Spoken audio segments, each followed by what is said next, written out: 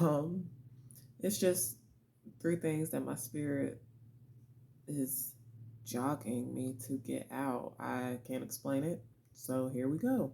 Okay, because when the Father tells me to move, I move. He just give me a topic and he'd be like, go. I'd be like, okay, bet. So number one, um, you know, I I seen something about Lil Meech locked up. Like somebody quote me if I'm wrong. Like forgive me, but if that's the case, that's why breaking generational curses is so important because you know the issues that you have they bleed onto your children.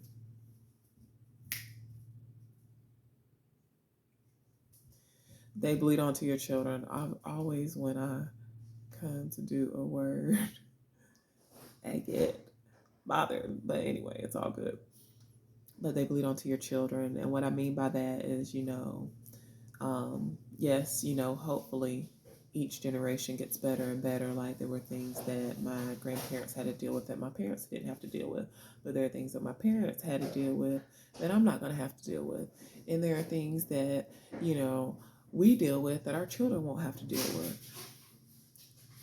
I don't know about all that before. Yes, I know for sure there are things, that have gotten easier and better and all of that over time. But what I'm saying to you, and I say this with full authority, it stops with us because we're strong enough to bear the load. You know what I'm saying? Like with these addictions, with this craziness, broken families, I'm like, we not being a statistic and we not going to, be in these situations to where, oh, yeah, we thought would turn out like that. And we, no, y'all just wait. Like, it's not a game over here. Like, I keep saying it. And my proof is my faith. The stuff that I have said in the past, all of that has came to pass. It has. And I was thinking back, just like for example, and these are little small things, you know what I'm saying? Like, but just some recent events have happened and it was just bringing back to my memory how like strong minded and strong willed I was. Like when I focus on something, it's a wrap. I talked about this on a podcast real quick. Basically, I wanted to leave my middle school, Apex Middle.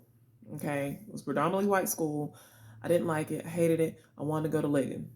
I wanted to go to Ligon. So every day I came home with that slow dial-up internet, okay, with the computer with the back on it, with the butt on it. You know what I'm saying? Those are y'all that know, And I was typing every day to student assignment. I researched, I found a lady's name. I was typing every day an email, an email, an email.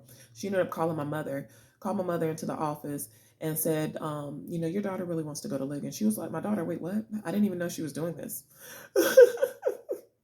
That's how persistent I was every single day, y'all. I don't know how many emails I sent her. But she said, you know what, she wants to go there so bad, I'm gonna grant it. I kept speaking about how my great grandmother went there and it's a history place and it's, I just have to go there. I have to get into Ligon. And so then, right before I got there, like, while I was doing that, I was preparing because I knew I was gonna be tried. You know what I'm saying? Like, because I just knew that. So I was going there, working out, like every day. Not going there, but going home, coming home, working out, doing push-ups, doing sit-ups. My arms got big, like Angela Bassett big, to a point where I was just like, oh my goodness, okay, I need to stop. But yeah, like, cause I felt like, it was a school that was, in the hood and stuff, and girls gonna try you, and I might have to fight. So that was just my thoughts about it. But that never happened. By the grace of God, ended up getting in there, getting in with, the really good, smart crowd, and they all looked like me, and that's what motivated me, and so that was my turning point for when I started to care about school because everybody in there around me that was in the AG or the whatever classes, they were black and, they were smart. And I wanted to be that way. You know what I'm saying? I actually cared about school. And so the other thing was pledging AKA.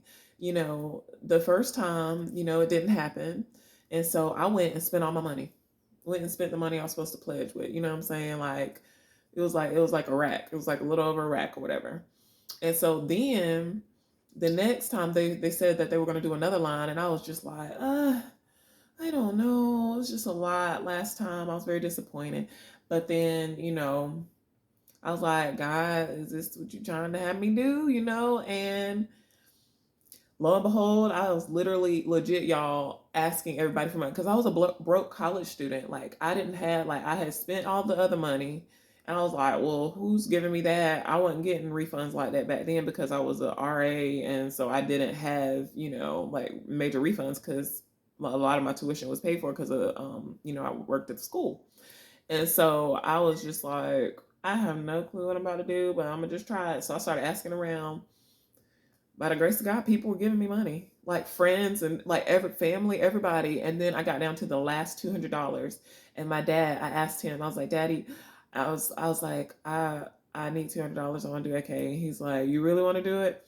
I was like, yes, I do. And he was like, okay. So I got it, and I got it by the deadline, by the grace of God, and that's how I got in there. I mean, people don't know the story, like, and it's so much more to it than that. I don't know, like, I'll have to share that with y'all on another intimate note, you know what I'm saying? Because that's all of that's sacred. But I will say, whatever you want, you have to go after it. And it's not, a lot of times, this is my other point. A lot of times, it's not that people don't obtain or reach their goals, it's that they never set them. You have to set a goal. You have to have a vision, you have to make it plain, write it down, and then you like read it every day. You'll run to it, like you'll go to it, you'll do things that pursue that. You will know what to not do. You'll know what to do. You'll know where to put yourself. Like all of that stuff comes to you, but you got to decide. That's the main thing, that because I was really like going back and forth, over and over in my head and with the Holy Spirit about this, this lukewarm stuff. Because I was like, it can't just be that, you're either all in and doing every single thing right, or you're condemned to hell. No, that's not what God is saying. What God is saying is you need to make a decision. And whichever way you decide to go, you need to be all in on that way with your life, with whatever you do. Period. And then he'll deal with you accordingly. But long as you honest with him and long as you talk to him, he's gonna make your crooked path straight. He's going to, keep you like the thing about it is all of us have sinned and we still here this long. So you think you're gonna go bust hell wide open, like because you've done a few things and this person has lived all their lives and they've been killed 1,000 people and I mean, come on now, there's no compare. Like, come on, no. God deals with all of that accordingly. He still used murderers and killers in the Bible. He sure did. Hold on, y'all. Yes, baby. Yes. No. But he did. I mean, I say it before and I keep saying it, like a lot of them Bible characters, y'all, like, look, he's letting you know, like, I can use you however you are. Just come to me. Just come to me. He's like, I know the plans I have for you. And I know the trouble you're walking in. I was there. I was there when you did that. I was there when you did that. I was there when you told me you'd never do it again. And you went back and did it 8, 10, 12, 20, 30 more times. I was there. But I ain't left you yet. There's purpose. And my purpose will stand. Period. You know? So set your goals so that you can achieve them, because whatever you set, you will achieve, and you do have to pray and prepare. Pray and prepare. So pray and work. It goes hand in hand. You can't just pray for it, speak it every day, and then just sit back and be like, okay, God's going to bring it to me. No, don't work that way. No. If you want a bigger house, take care of the one you got right now. If you want a better car, take care of the one you got right now. If you want more children, or if you want children, serve in children's ministry, or take care of the one you got right now. Like certain things, like you got to do the work. You got to do the work. So you can't get mad at people and compare, your seed to their tree. Like if you did what they did, you'd have what they had. And everybody's path is different. Everybody's path is different. And the last thing I was going to say is, what was it? Lord have mercy. See, it left me that quick. Honestly, I don't know. I feel like that's enough. It's already 10 minutes. But I wanted to come on here and just give y'all, just some practical steps and things, like the whole generational curses that a lot of you hear me speak about, and a lot of people are speaking about nowadays, because it's very true, it's very real. There are things that have bled over because of the choices that my parents made, my grandparents made, all of that stuff. It's fell on me, and there are choices that I'm making that will fall on my kids, and me and Chris, on our kids, and certain things that we are just they're just stopping with us. They are.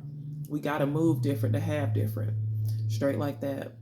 And a lot of people won't agree with it at first. A lot of people are all when you're called to lead, you will get criticized. You will get. I mean, look at Jesus.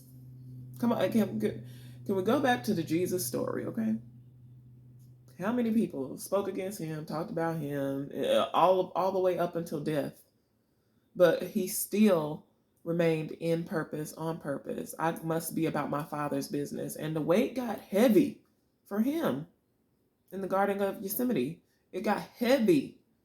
He was not like, he was like, Father, take this cup from me. But then at the end of the day, not my will, yours be done. That's what you got to reconcile with, instead of commenting and speaking on everything. Everything don't require a response. Everything doesn't need a response. You know, God can handle anybody, anytime, any place better than your words ever will. Straight like that. And the only words that will affect them are the ones from the Lord. And God will use anybody to speak. He will. But yeah, and then set your goals, write the vision, make it plain, decide what it is that you want. Like I said, you cannot make a decision until you cannot make a difference until you make a decision. Okay? So, yes. Okay, and I remember my last point, and then I'm out. Like Michael Todd said from his last message, I can't even think of it's cuff to comparison, I believe. I don't know. But don't confuse quantity with quality. Like, especially like in this era now of everyone like wanting views and likes and TikToks and live streams and stuff like that. Yes, yes, all of that stuff's cool. Yes, you can make a very nice coin and living off of it. Very nice. You know what I'm saying? Like, so I was like, well, shoot, I'll put my stuff on here too. But at the same time, I'm not chasing that. I just want that to be a result, like a fruit, like the fruit of what I'm doing. What I'm doing is serving the kingdom. And true success in the kingdom, like Michael Todd said, is obedience. When you get a word, saying it scared, saying it when you don't have it all together, saying it when you don't have it all written out. Just telling someone else. And this is a way, especially now, since I don't have a bullhorn. I'm not gonna go out every day like on the street corners and like say all of this stuff, because I gotta work, number one. But social media, this is a tool for me to use a gift of mine and a few gifts of mine, so that's why I was saying, like, your gifts will make room for you and put you in front of great men. And I've seen a lot of viral videos that I'm like, really? But then, the ones that are really, really good may have a few hundred likes or a few hundred views, but that's okay. It don't matter about that.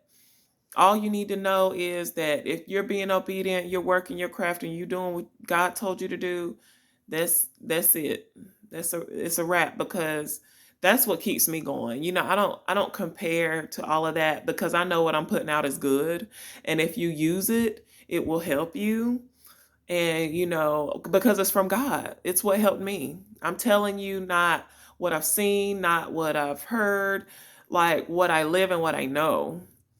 I've modeled after the people that I admire and my mentors. And guess what? Results, fruit. Like, it's not a game, okay? So, but yeah, that's the other thing I want to say. But I love you. Y'all take care. Peace.